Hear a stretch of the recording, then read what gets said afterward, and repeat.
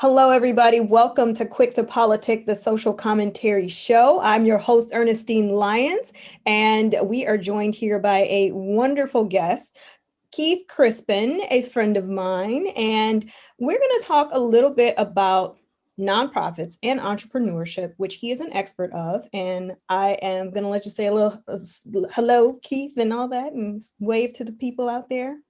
Okay. Well, good evening, everyone. Thanks for joining, Ernestine. Thanks for having me on Quick to Politic. As we were just talking about before, nothing brings me more gratification at this point in my career to be able to give as much out for free as possible. And platforms like this allow for me to do so and really connect to the people that need it most. So thank you. Appreciate that. Awesome. So I'm going to read a little bit about Keith's background so that you guys can know that he is a rock star out here. He holds a bachelor's degree in management from Wayne State University's Mike Ilitch School of Business and a master's in community economic development from the University of Detroit Mercy School of Architecture. I didn't know that. He also serves as the principal of the consulting group, the Crispen Consulting Group, or TCG. And his firm has connected startups and nonprofits to capital for nearly 10 years. TCG was chosen as the Small Business Administration's E200 Emerging Leaders in Small Business and Operational Excellence in 2013. He also believes that most organizations and people need to adhere to minor tweaks to reach their goals, which he's always excited to help folks with and to help positively impact their trajectories. He has connected startups to over $19 million since 2009 and has helped nonprofits connect to $6 million for community-based programming and place-based initiatives. All right, place-based initiatives. Now you're speaking my language. Okay, so welcome. Thank you so much for being here. Now, I think I want to delve into the whole reason why I wanted to have this conversation, because Keith and I were both in a fellowship last year, the New Leaders Council, and I was forever picking his brain on, NLC? NLC, shout out. And most of the folks from NLC I have interviewed on Quick to Politic from time to time. Nice. I just kind of wanted to talk a little bit about delving further into everybody around here kind of running around saying like, oh, well, I have a nonprofit and, my nonprofit does this. And, do this many people really actually have nonprofit organizations, or is it actually a business that is not making money or doesn't make revenue and it's just accepting donations? Because I know it's a lengthy process to actually get into that. So tell us more about what is a nonprofit. Yeah. So specifically, what most people I think are maybe interested in is maybe nonprofits in general, but specifically 501c3s, which is because there are different designations of nonprofit organizations that the IRS treats it with a tax exempt status. But 501c3s are the kinds of organizations that folks are normally looking to start and or saying that they have or run when they talk about having a nonprofit. And 501c3 organizations, there are a few steps that are required. I'll go over them briefly, but when you want to start a 501c3 organization, there are some basic things that mostly anybody can do. And then there are some things that I would advise you to, and by the way, my advice here on this platform won't be, is not to be treated as legal advice or financial advice, right? So let me say that out the gate on the recording. That said, though, there's some things that are simple. There are some things that I would recommend, if you're going to go after starting a nonprofit. You want to get some skilled help, and skilled help doesn't have to cost. There are some opportunities for folks to get free help from legal aid clinics, and some folks offer some in-kind services or pro bono. That said, though, you want to go to the IRS. You want to get your federal employer identification number, or what most people refer to as a tax ID. After you do that, you want to go to whatever state you operate in and register as a nonprofit. Let them know, hey, I'm here. I'm operating in the state. We are looking to get a nonprofit status from the government, and that's what's being said. The form you fill out, though, is just articles of incorporation for instance, state of Michigan, a Michigan nonprofit corporation.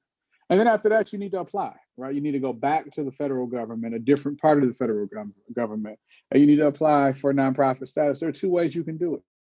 There's a more lengthy way for larger nonprofits that expect to take in more than $50,000 per year for the first 3 years or the next 3 years of existence. And then there are nonprofits like probably the ones you and I would start that are smaller, that we don't necessarily see a pathway or any guarantee that we're going to see more than $50,000 in the next 3 years or in our first 3 years of existence. Now, that's not saying we don't reserve the right to exceed that amount, but if we're asking, we're answering honestly, we don't see a way. So you fill out that application, which is called 1023-EZ. You wait for the IRS to get back to you. If they approve it, then boom, you've got a nonprofit. And then that's when the real work really begins.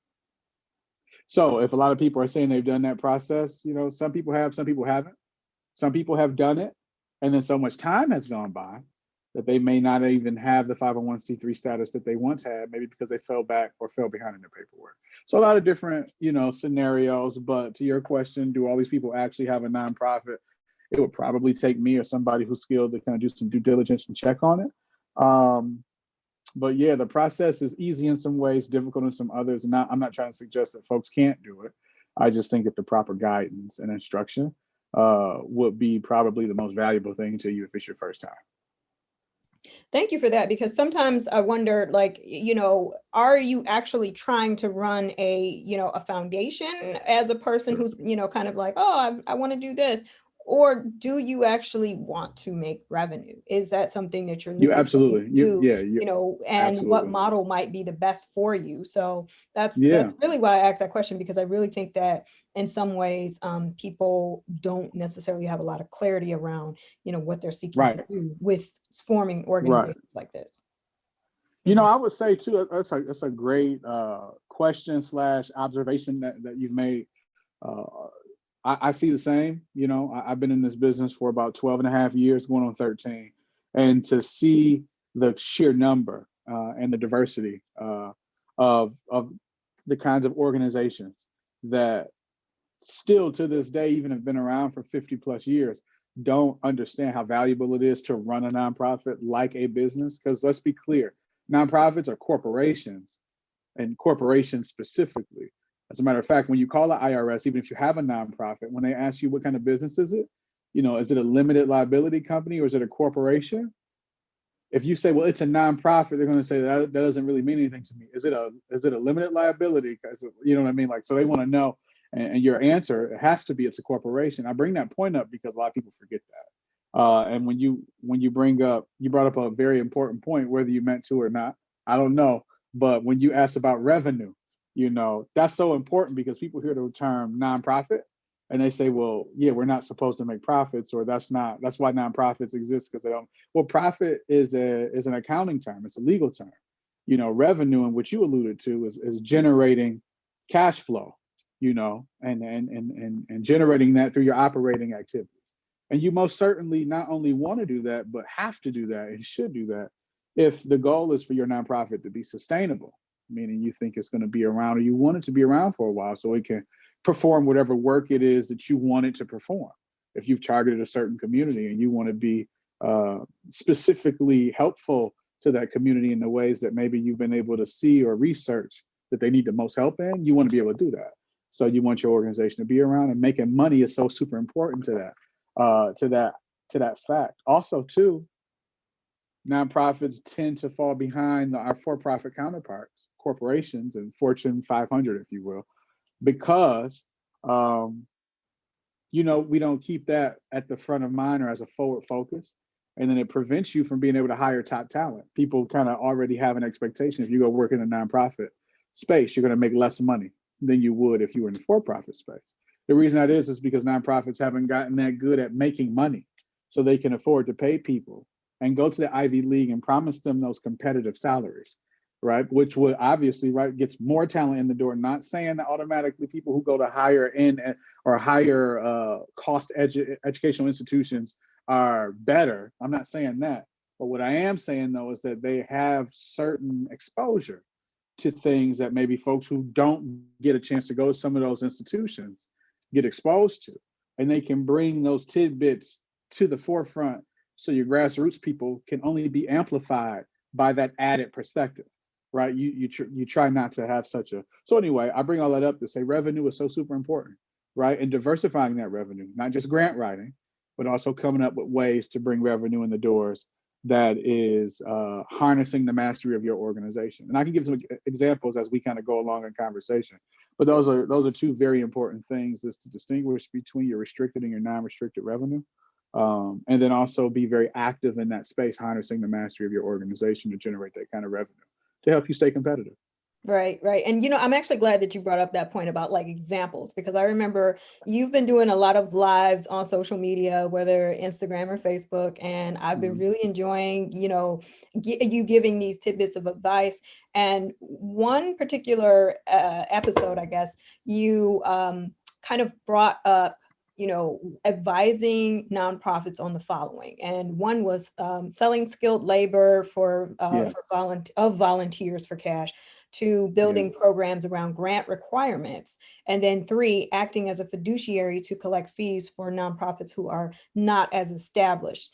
And I just kind of wanted to get into those a little bit more, because I remember watching and then taking notes, but I'm like, I want to ask more questions on some of these things. So, can you expand a little bit on these kind of examples, and would those be some of the things that you kind of wanted to use to illustrate the points you made? Yeah, most certainly. First of all, the world is wide open in ways that you can generate revenue and come in the door. These examples I give aren't representative for anybody who's looking as like the main ways. These are just 3 that I really just came with off the top of my head, and I could probably come up with 20 more based on some of my experience. But in the interest of time, I'll stay on point, on topic, and I'll say that based on those 3, I'll go through the first one, right? Selling skilled labor. A lot of nonprofits do partnerships with folks who are skilled in certain areas that may even require a license or some added certification. So some nonprofits may have, for instance, partnerships with attorneys, partnerships with accountants, and because of that, they can offer their services either pro bono to that nonprofit as a partnership, as their service. Instead of writing a donation, they give of their time, which is something else I want to come back to, giving of the time and why that's important. But also too, though, what happens is as they give that, well, then the nonprofit could turn around and say, well, we want to create an environment where folks in the community pay a reduced cost, but pay a cost nonetheless to get the kind of advice that would generally cost them way more. And because you're donating your service to us as the accountant, then the money that we take and for people to book you for an hour or a half hour or whatever, we're going to keep that also as a part of your donation. And now, and they're fine with that, because now they even get a donation for that money as well, right? Like, so if you sell an accountant services for like $5,000 in total as a nonprofit, well, then that $5,000 donation goes in the accountant's name, because they're giving it to. But you can do with that money whatever you want. So if you've got a printer that you've been wanting to replace for the last 6 years, and your grant funding hasn't allowed for you to do so, for instance, boom, now you just amplify and increase your team's ability to produce, right, for whatever operational tasks require a printer. But the moral of the story is absolutely you definitely want to harness the mastery of the people who you have these partnerships with, because as you identify needs in the communities that you serve and you harness their mastery, you do a few things. You generate revenue for yourself, but you also create a ton of data points, because as you qualify and pre-screen, if you will, the folks that will be gaining access to this expert, you're able to ask them so many questions that give you socioeconomic indicators for what direction you should be shaping your programming if you want to continue to serve this community. So it's the gift that keeps giving. Not only are you getting revenue in the door, but you also are able to do maybe a 3-question survey before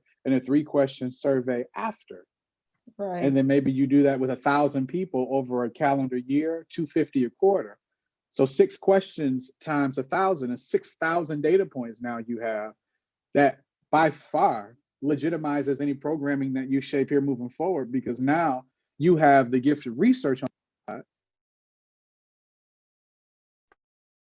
that. All you did was, I'm sorry about that. Yeah, I got to put you on do not disturb. I got a call, it just came in. But what winds up happening in that situation is Now you got legitimacy that your peers don't, which brings me to my next point.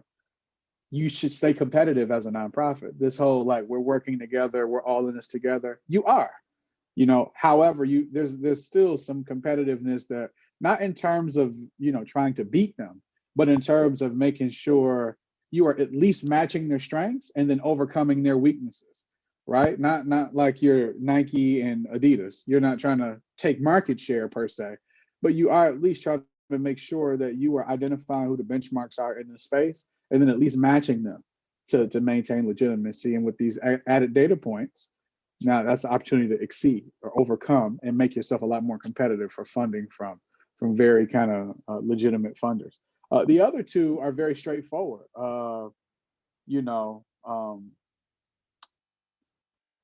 Acting as a fiduciary, and what was the other one? Building your programs around grant criteria. Requirements, because Yeah, that's something that like, wow, okay, well, yeah, these organizations exist for isn't this that purpose. crazy? And that's a better Yeah. way to align yourself with not only I the mean, opportunity to get more, but to right. also, just kind of understand exactly what you're shooting for. Well, and not only that, but you cut out the middleman, right? Like there's no situation. See, a lot of people write grants and then they still feel like, well, there may be an eligibility issue, or we just may not meet the taste of the grant maker in terms of what kind of project we have, or at least line up with whatever their mission, vision, and values are from a funding standpoint.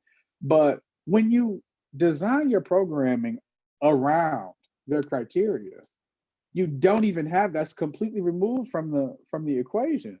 You never really have to be concerned with it. And that's just, it's kind of like, that's why online dating has become so popular. It's not just because it's cool to clickety click, but it's also, I get to pre-screen. Ernestine, I get to see exactly what you want. Exactly. Background. I need to get to see your Listen, age. There's I no get to need to see. lie. So I get to see we're the truth. saving all this time. We're Exactly. saving so much. I mean, ideally, now I'm not trying to say it works that way. I don't know how it works. I'm not vouching for it.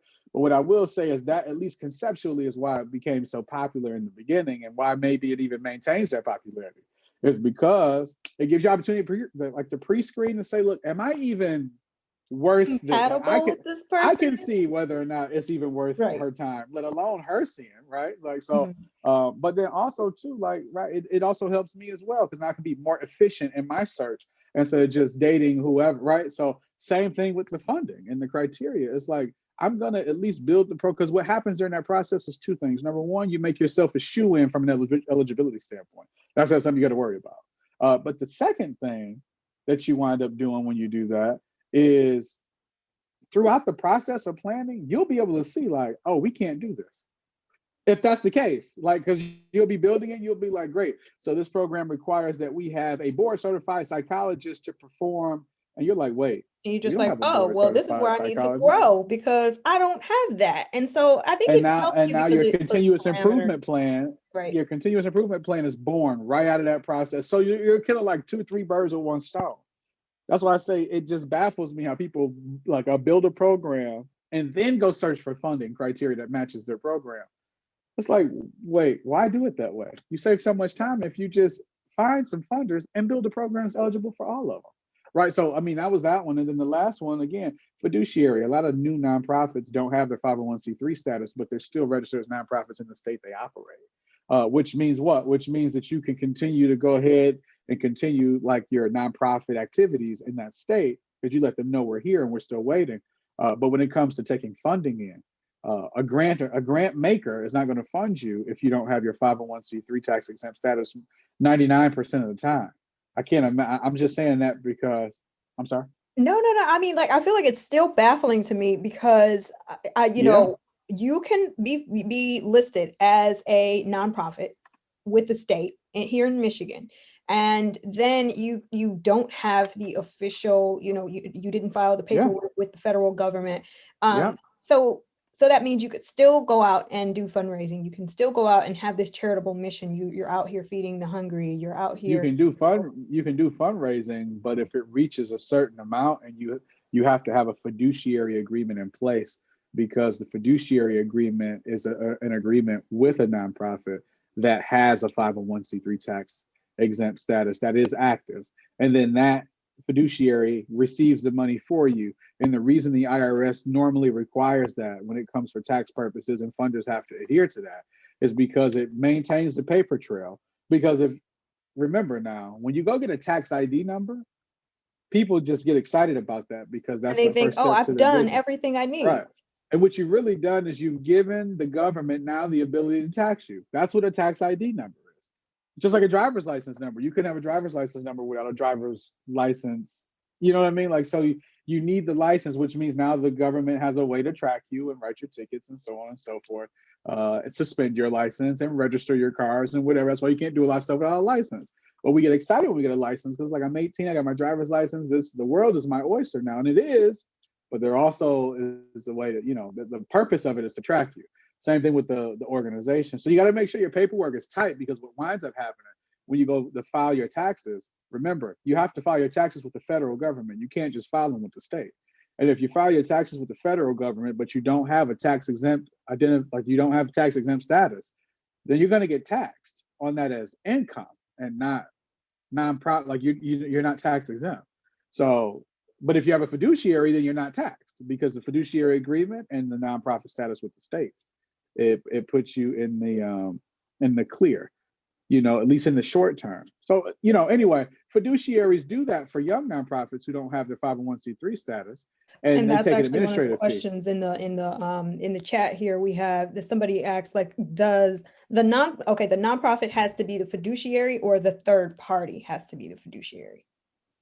Right. So I'm not sure what they mean by third party, but let's be clear. If you have a funder, then you have a nonprofit organization that has a 501c3 tax exempt status, and then you have a nonprofit organization that basically is an aspiring nonprofit organization. They're registered in the state, but they don't have that treatment from the federal government. Then what winds up happening is the nonprofit that has 501c3 tax exempt status acts as the fiduciary to the nonprofit that does not have 501c3 tax exempt status. And then the funder pays the nonprofit with the 501c3 tax exempt status, and then they disperse the money to the other nonprofit based on that agreement. And they take an administrative fee, 2.5%, 3.5%, because they dole out that money, and there's an administrative capacity that has to be allocated to that process. And that's why I mentioned it as a way to make money, because now if you're a nonprofit with a 501c3 status, you could take 10 nonprofits under your wing, because you can administer their grant funding and maybe even help them write grants. And for that, you could take a 2.5 to 5% administrative fee, and you're just making money off the grants that you're helping them get. Okay, that makes sense. So now, okay, I'm getting comments here. And so the clarity here is, Alicia said, I thought we were discussing a partnership between a for-profit and a nonprofit. So that actually brings up another question. Okay, so that was the original question. Can a nonprofit partner with a for-profit organization and they get funded by a grant? Well, let's be clear. Is the question asking, can the for-profit corporation get funding through a grant because of the partnership with the nonprofit?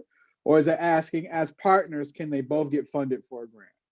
I'm just trying to understand. I'm curious to know both, honestly. Okay. Is that like that kind of like, because I've heard of an LC3, which is a, quasi nonprofit, or kind of, it quasi, it's got different elements of, like, you've got a profit element and you've got a, charity element, but you're still, maybe you create things and you sell products, and then you're able to still, have that as your business model. Right. So a few different things in that. I'm going to try to keep it as short and kind of simplified as possible. The question about whether or not a corporation can partner with a nonprofit and then have whatever they're working on funded by a grant. Yes, it just needs to be worded in a way where the project has to have certain nuanced aspects to it, meaning the nonprofit has to be the one actually doing the work. And then the for-profit needs to be assisting and supporting them in ways that increase the bandwidth and make their impact outcomes, more impactful, right? Like, that has to be the nature. It can't be, well, the corporation's doing all the work and the nonprofit's just the front man, and then get funding for a grant. That wouldn't work. That wouldn't be something that any funder would get behind. It's got to be the nonprofit actually doing the work, and then the for-profit adding to their capacity and helping them do their work. Because in that case, the partnership with the for-profit actually makes the grant application stronger, right? So a lot of grant or grant makers or funders, they like to see partnerships not only with for-profits but other nonprofits as well, that increase their ability and their bandwidth to do their work. It's kind of like more of a sure bet, right? If I'm gonna make a grant for $100,000 to feed, you know, 2,500 families in a 10 zip code geography, I feel very comfortable making that grant to a nonprofit that has partnerships with for-profits that help them distribute that food, have partnerships with nonprofits that help them with the man.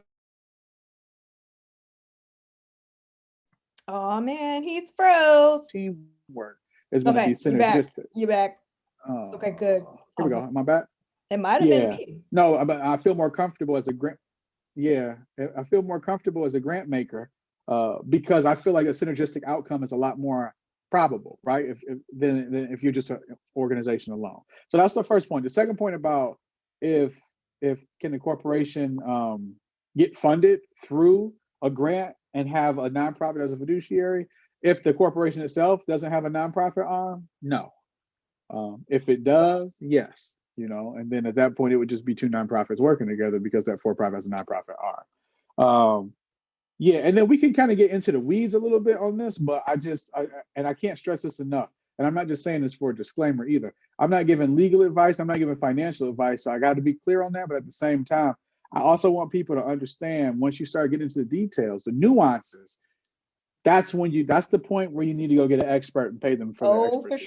for sure. Right? Like, one of the people, I'm taking a course right now, and the woman who instructs it, she says, I put my money where my lack of knowledge is, and it's just like, you want to pay for those services when you're like unsure, and you need to figure out, or at least go and consult with experts, even if I know there are a lot of legal clinics that offer free services. Wayne State offers services like that. So, Right. and shameless plug because I'm on the Wayne Tons. State Alumni The local legal Association in board. Detroit, we're blessed. Mhm. Yeah. But, So Wayne I State, we're did, blessed in that way. We got Wayne State, we've got University of Detroit Mercy, yes. we've got some law schools and some law clinics around where we're very fortunate in that way. So I would say take full advantage of that. Also, the accounting aid. What is it? The Accounting Aid Society or Mutual something? aid, Accounting Aid Society. The Accounting Aid There's Society. another They're one. able to help out when you start to really get into the weeds on tax treatment. Make sure you're on the right side of the law. I'm telling you, the two people that you never want to skimp on hiring are experts that can help you protect your business and experts that can help you grow your business. Those are the two you never want to skimp on. You can literally skimp on anyone else.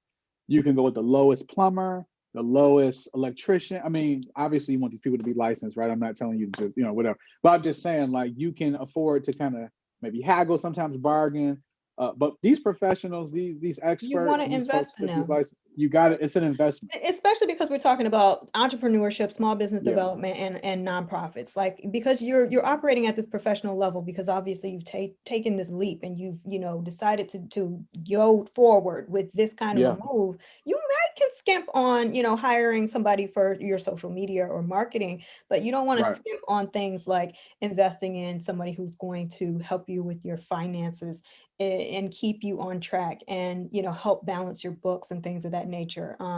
So that kind of leads me and also into. Oh, go ahead.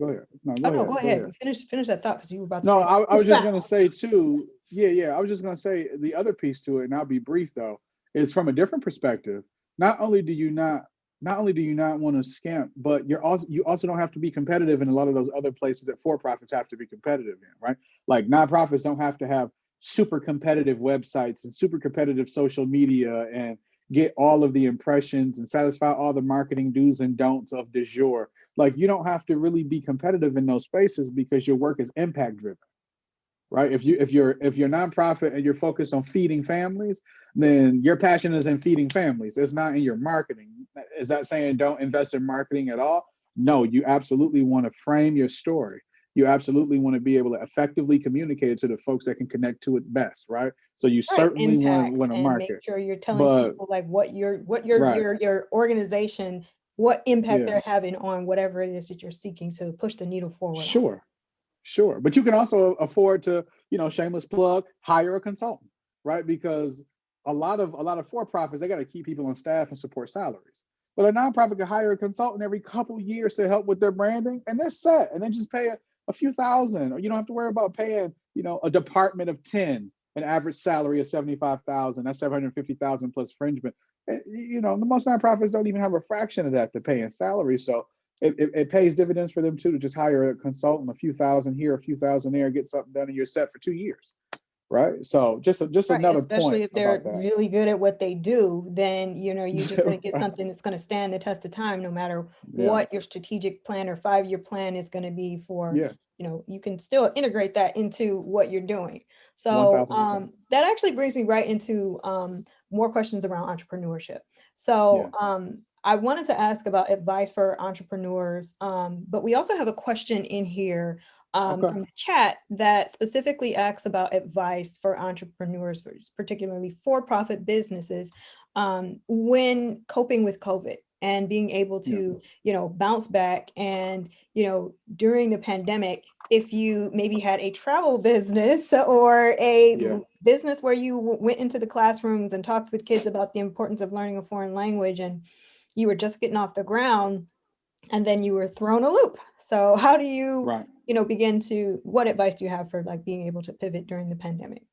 Yeah. So I always say I'm gonna say two things to you, and then I'm gonna give you an answer. The first thing is that nonprofits, they feel like a lot will be fixed if they get the money they focus outside the organization. Most needs to be handled inside the organization, and that'll actually fix their problems. When entrepreneurs, it goes even deeper. They think if they fix their business will be good. No, they've got to fix themselves. So it even gets more personal on the for-profit side. And when I say fix yourself, I'm not talking about like Iyanla Van Sant fix my life type stuff. I'm not even qualified to have those conversations. That can I be good really too when you're well, investing in but your that's employees. but that's not my skill set. I'm not saying don't do it. Absolutely do it. I'm just saying I can't. I'm not a resident expert on that. Where I am a resident expert though is that the shift of perspective, right? Which is what I'm really kind of getting at, and shifting your perspective. So those are two things I'll say about that, and then I'll answer your question. For entrepreneurs who are experiencing some obstacles when it comes to this new pandemic environment, this new normal that we're facing, I think the very first thing they have to remember is why they got into business, or at least why they should have gotten into business. A lot of people get into business because they got a great cookie recipe, or they can make made to measure clothing better than anybody else, or they've got whatever, right? Whatever technological breakthrough, robotic software, app based, whatever, personality, style based, pop culture, what have. But what it should have been about is looking at the marketplace, seeing what's missing that people would like more of, and then filling that gap. There you You know, go. I've got a mantra in business, at least, before we even start to have our conversations. It's see a need, fill a need. That's it. If there's a need, you fill it. Okay. That's your first order of business. Now, to stay competitive, you need to fill it better than other people. So whoever else is doing it, you got to feel it better than your peers. Okay, then your step three and your final step is you have to hone in on and be effective at whomever identifies themselves as your main consumers. You've got to get good at tapping into what they like in their taste as it evolves, because business is very simple. You figure out what people want and then you make it. And then you ask them what they'll pay for it, and then you sell it to them for that price. And then when they tell you your item's good, you keep making it that way. And if they tell you that it's not good, you change how you make it based on what they said. And then you ask them how much they'll pay for the new version, and then you charge them that. It's so easy, right? Like you don't even really have to think that hard. It's more so being able to channel your talent. And I think that talent can be channeled in a variety of different ways, which is why I say your first order of business is to shift your perspective. If the need that you feel with your business now no longer exists, or it has significantly declined because of the virus, and you just can't really get people in the door or get sales as you once did, then I think one of the things you need to do, hopefully you've at least been good at it if you've already been in business, getting a good list serve of clients and folks that you've helped or took referrals from or dealt with in the past. And maybe that can be your starting point. to start surveying people, whether formally or informally, and maybe even incentivizing if you have to, and start figuring out what new issues are people facing now, and then take that information and say, well, this is what I used to make for you, or this is what I used to do for you, but now I can actually transfer a lot of those skills, transfer a lot of those methodologies, transfer a lot of those materials used to now. I'll give you an example. There was a local sewing company in Royal Oak. I can't remember the name of it, but they would do a lot of different like merch orders. And then when the virus became a global pandemic, they halted all of their orders, returned money to their customers, and they devoted 100% of their bandwidth to making face masks. Right. They And that's a funny right. quintupled their annual revenues in 4 months. They made what they would make in a year 5 times over again in 4 months because they saw a shift. And then they say, well, we've never made face masks before. That's not what our production is. And that's not why we started our company. But there's an obvious need for this. And we see where the direction is headed. And if we miss this, we'll probably always make money, but we won't make this much money if we don't shift, and we don't shift right now. And that takes vision. And they did that. And then the outcome was, fivefold annually in a 4-month period, which is crazy. It's nuts to think about that, because now they can afford to do a lot of different research and development and right fit different aspects of their business to really kind of scale capacity for the future and really make tons and tons more money than they would be able to. So this will be an inflection point for them, is what I'm saying. And I think that's so super important, that I think people, what they're asking about is really an inflection point in the making. How are you going to shift to make more money than you've ever made before by providing more value to people that you've ever provided before? And I think that takes a perspective shift.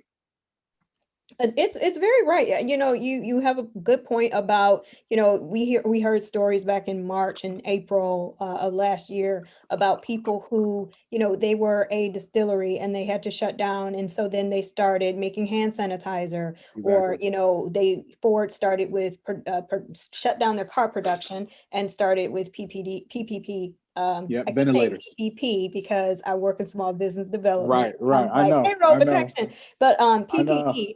Yeah. And I think that's the thing. I'm really like this nerd when it comes to watching stories of small businesses that kind of started from a certain level and then they had to pivot. You'll hear stories time and time again about, how Chick-fil-A started out doing one thing and then they started shifting to sell chicken sandwiches because they had this order, or, other corporations like, maybe a Sprint or a Verizon or Nintendo, these companies that, were doing one thing and it wasn't working. And instead of throwing in the towel, and I think that's kind of what we have to do, as small businesses and, entrepreneurs, to be able to pivot with the needs. You can't be Blockbuster and we're going to always make VHS tapes, or we're going to charge for rentals when, you got this new guy on the block, Netflix, who's, sending. Blockbuster should have easily been Netflix.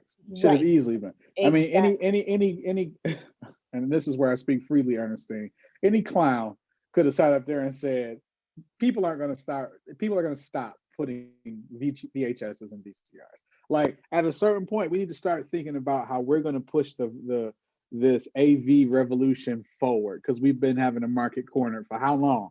Blockbuster and their impact on communities in terms of creating that service for people. I mean, generations they span, arguably. You know what I mean? So it's just interesting to see how, like you said, some companies that in their case seem stubborn, and that becomes the very thing. And then the irony of all this is that Netflix has been talking about what a brick and mortar or vending machine or, partnerships with other organizations.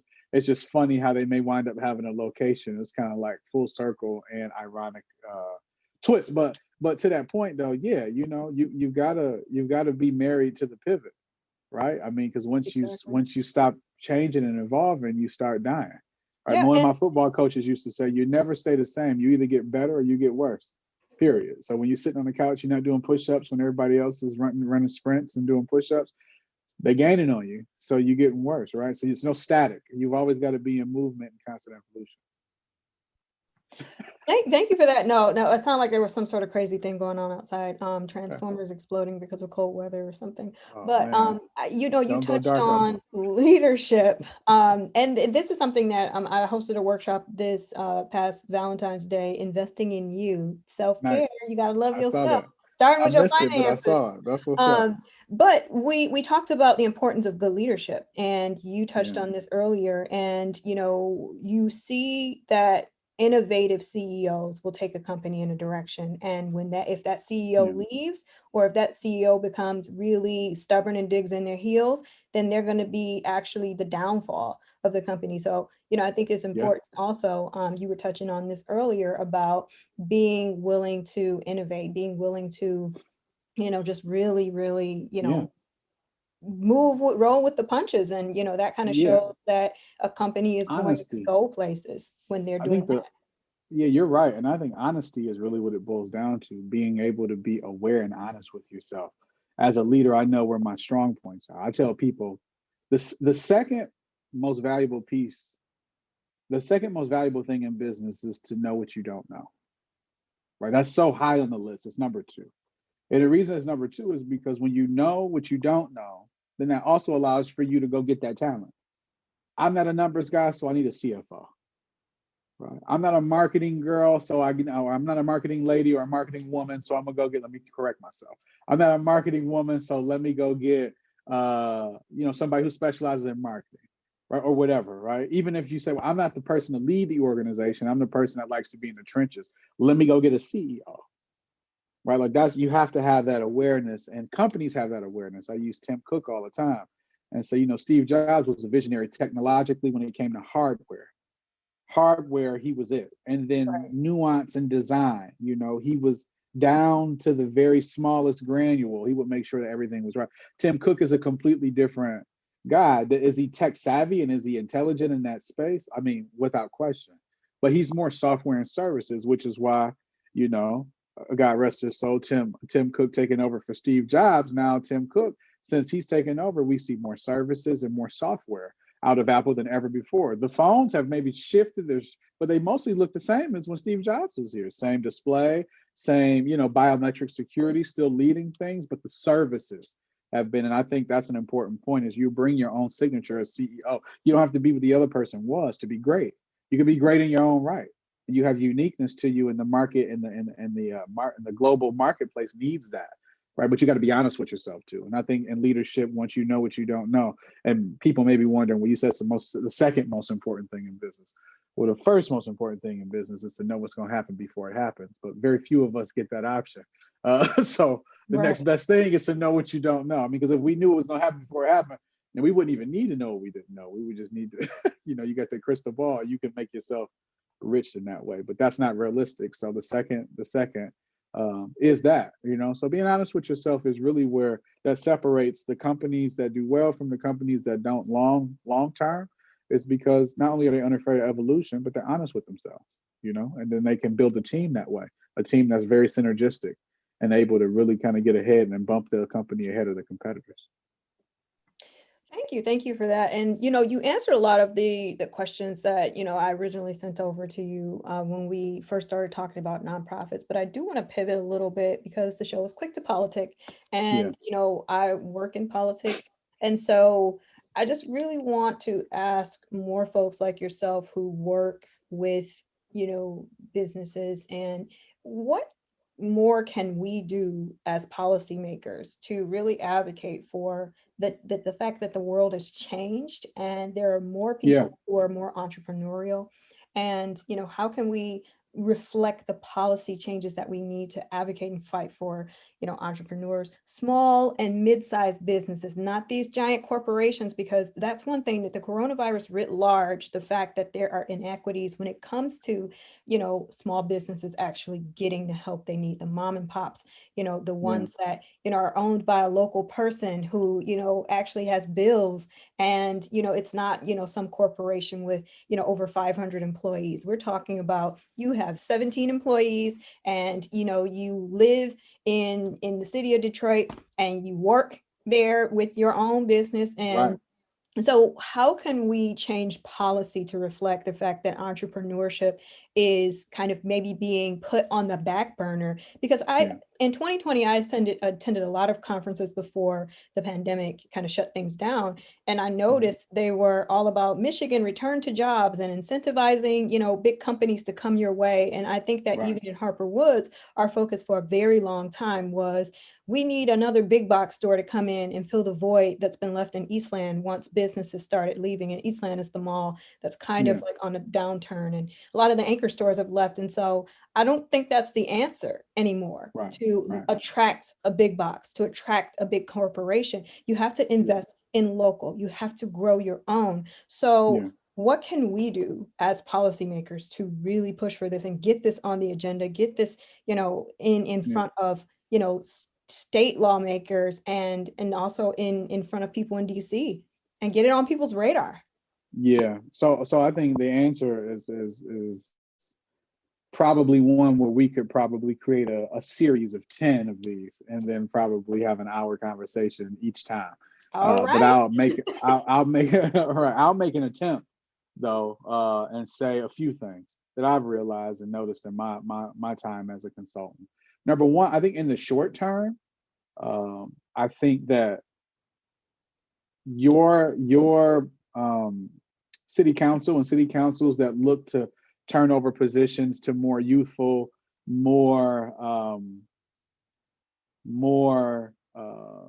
maybe creative in terms of non-traditional ways to solve issues. I think that voting those kinds of people and institutions getting behind those kind of people that run for public office, obviously kudos to yourself and kudos to Harper Woods City Council for placing that faith in you. I think that that is an institutional way that folks can tap into their strengths, right? Put money behind people, educate folks, groom folks. NLC obviously has some implication, and not to really kind of plug them per se, but also obviously to plug them per se, because they do such a great job at preparing leadership, balanced leadership, which is important. So I think institutionally, that's a great place to start, is really kind of not really making it mandatory as much as being unafraid to renew the commitment to understanding the issues that communities are facing and not putting too much time and tenure into folks that have held positions for so long and maybe have not been able to get the kind of change to come that should have come, or should at least have been paid very close and special attention to, so I think that's the institutional way. But also I think that the governmental departments really need to embrace folks like myself and folks that are boots on the ground, who have specialties and qualifications and a track record to kind of be the liaisons and the middlemen and middle women to connect the small businesses in the communities to the funding. Because you know policy is not going to be written or structured every single time. It certainly, something can be done to make it more simplified and easily understood.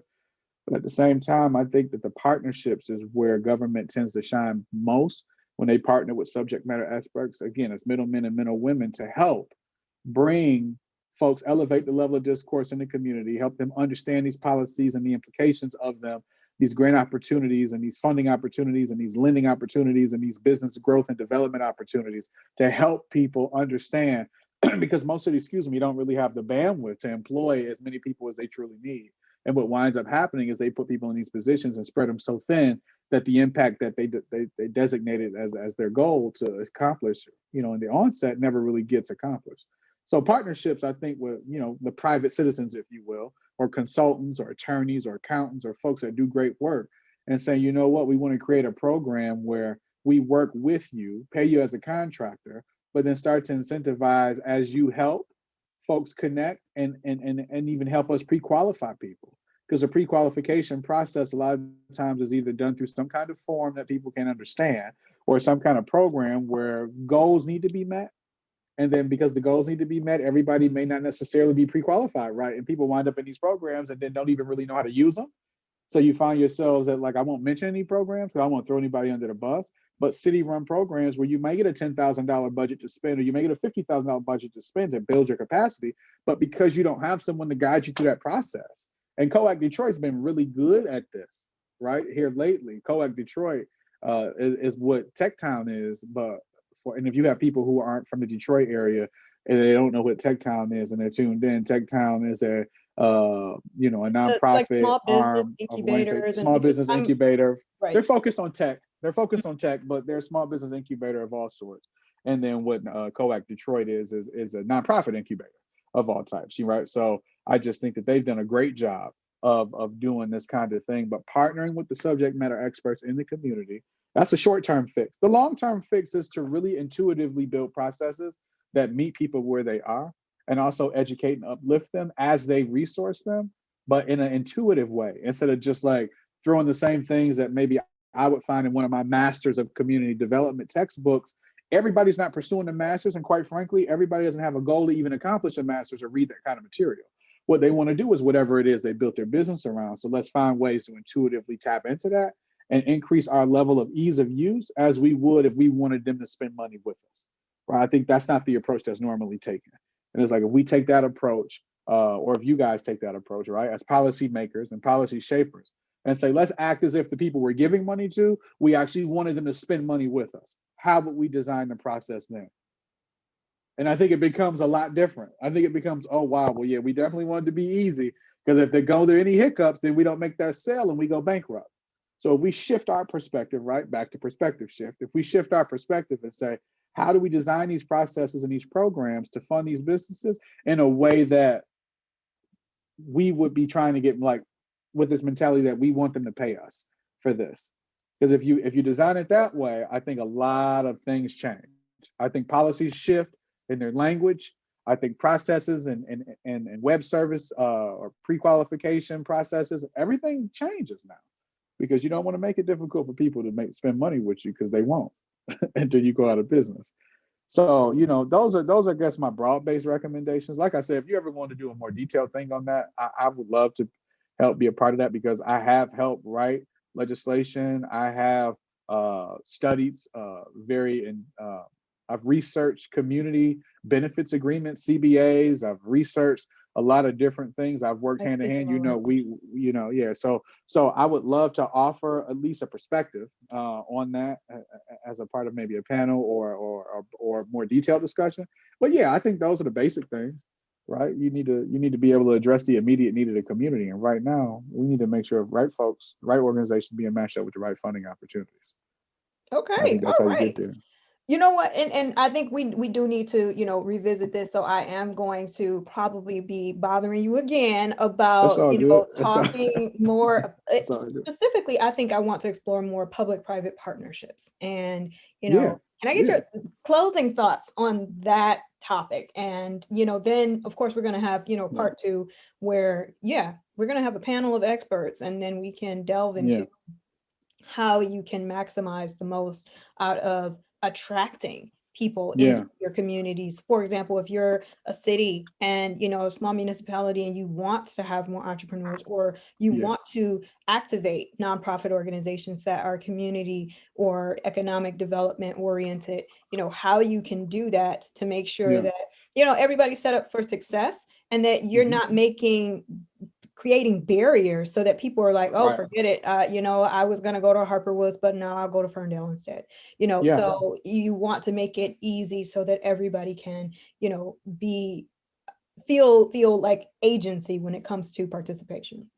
Right. This is the money play. So anybody who's really watching right now and they got their notepads out and they want to write some stuff down, like, I want to watch this and get something valuable so I can go get some money. This is the piece of advice that's gonna help you go get that chicken. Okay. So let's all pull out our pens, our pencils, our pads, our phones, open up the Okay. memos. Right. So first things first. In this work is job security for me, because I'm a consultant. I come help many nonprofits do many, many things, and the needs of my clients oftentimes dictate the complexion of my engagements. But all that said, you usually have two different kinds of organizations that do great work and don't do a good job of telling the story, or organizations that tell great stories and ain't really doing work that well. Okay. And now this is the part where, if you are an organization that does not do great work, or let's say you don't even do any work yet, remember, corporate partnerships are representative of this main need point.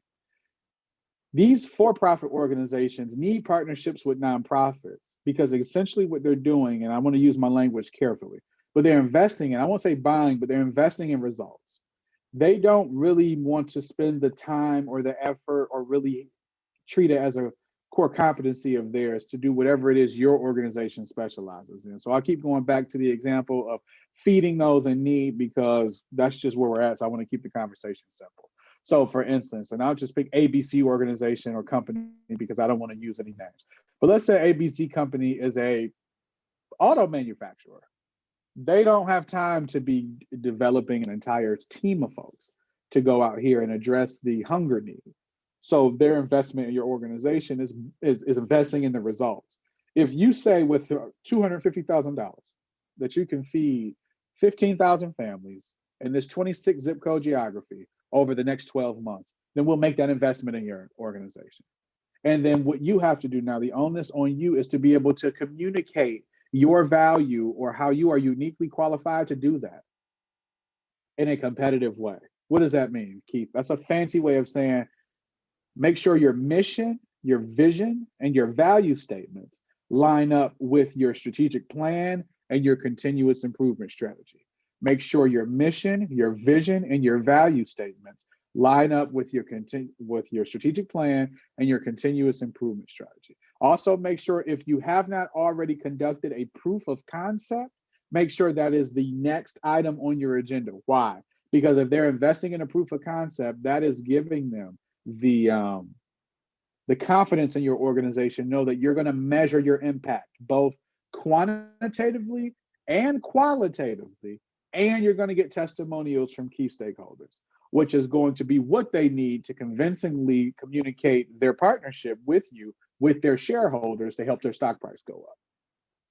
They need to know exactly what you did and what the outcome was. So if you set out to feed 25,000 or 2,500 families and you wind up feeding 2,700 families, they want to know that. They want to know how many pounds of food, and we've all seen this in marketing materials. We delivered over 100,000 pounds of fresh produce to families in need last year alone, right? That's a data point that they've been able to measure from their activity and their partnerships. So now they can communicate that in their storytelling and now make it even in more impactful, but also attractive to corporations who are looking to what? Have impact on the community, because most corporations have this unspoken issue with the community where communities mostly, I know my mama used to say, you only time you're going to be nice to me is when I'm handing you my money. That's it. And that's how a lot of people feel about whether we're talking about things that are connected to the auto industry, or if we're talking about banks, or if we're talking about whatever, right? Private industry, you feel like the only time they want to be nice to me is when they're trying to get money out of my pocket. So in order for them to manage that and be a good corporate citizen, corporate social responsibility or CSR, right? You want to be able to engage in partnerships with local businesses as well as nonprofits and have an impact in the community based on your partnerships, and then be able to report that back.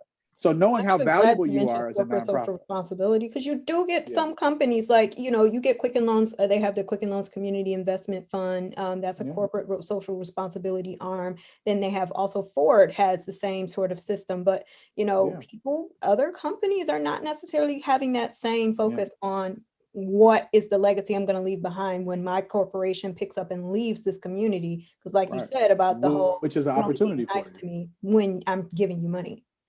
Exactly, which is an opportunity for you, because of all the nonprofits, is my last point. If you're effectively measuring and documenting, I have a video I'm going to release, I think by the end of this month, and it's going to be on delivering. So it's going to be on delivering the services, tracking your service, and then reporting out, right? Those are the three most important operational or administrative things that you can be doing in your nonprofit, is tracking how you deliver and investing in how you deliver your services, tracking them appropriately, and then reporting them out to the appropriate parties, right? If you've ever got a grant or managed a grant, you got to report out, right? If you've ever, whatever the case, right? You've already got to report. And the reporting a lot of times is the most important piece, i.e. if you don't have that report, then you won't be getting any more funding, right? So you got to make sure that you adhere to those reporting expectations. So, but anyway, that's what's so super important. And I hope that people at least got something out of that. I think what I'll do too, anybody who wants to, hey, we didn't talk about this, but because, you're good people, I'll even, I'll come up with something. I'll talk to you about this, and I'll offer like your listeners and your viewers, like a reduced rate for starting a nonprofit or whatever the case may be. You Nice, know, nice, because we I'll did do get that a for few you. folks in with questions, so I think I Yeah, know I'll do that everybody for can you. I do do that because again, right? Let's just remember really quick, rapid fire round, right? 20 seconds. What do you need when you start a nonprofit? You got to go to the federal government, then you got to go to the state, then you got to go back to the federal government. You need mission, vision, value statement. You need strategic plan. You need continuous improvement. Then on top of that, you got to figure out what licenses and certifications are required for the kind of work you're going to do and how to build that staff out. Then you got to figure out who needs to be on your board of directors and what kind of structure, what kind of governmental structure needs to govern your your board of directors, and how to evaluate and support your board of directors to bring money into your organization, how to build a staff, how to build programs. You need to know all of that stuff. Now, as a consultant, I take fees and I do this for people. But you know, I also realize too, as I kind of wind down my practice, and I'm turning myself more into an investor and a philanthropist. I want to be able to wind my practice down and help as many people as I can who ordinarily wouldn't have access to the kind of resources I can help them, you know, with. And I think one of the ways to do that is to come to platforms that are more grassroots and then offer discounted services to people who ordinarily would not really have access to them. That's just like a personal thing that I think, you know, philosophy that I think really kind of helps people. And I would have loved to have it help me before I started doing what I do, you know? So, Right, right. And I think that's really why I do this podcast, because I really want folks to be able to know, you know, what power they actually have, where they can actually yeah, start, get the knowledge, talk to the experts, you know, have a genuine conversation around, you know, what kind of latent potential you have, and right. you know, just to be able to act on it. So Start thank you here, so start much. now. Or yes, exactly, exactly. So somebody in the chat says, thanks, great work, proud of your work, Keith. So thank you so much for being a part of the show, Whoever that was, and thank you. for talking politics. And you dropped a lot of Yeah. knowledge and wisdom on us, sir. So thank you very much. And thank you Yeah, all. let me know when you want to have me on again. I'll be more than happy to be on and offer anything I can for You're free. gonna And be I sick of just me in a minute. appreciate you again making this space. I appreciate you making the space for people to really tap in and learn something, get something valuable. And the pandemic is all the more something that people I think would appreciate. So kudos to you. All right, all right. Well, thank you everybody who joined out there in cyberspace listening, and who are watching on YouTube. So we're gonna go ahead and end it. Have a good night, everybody. Good night. All right. Good. And the recording is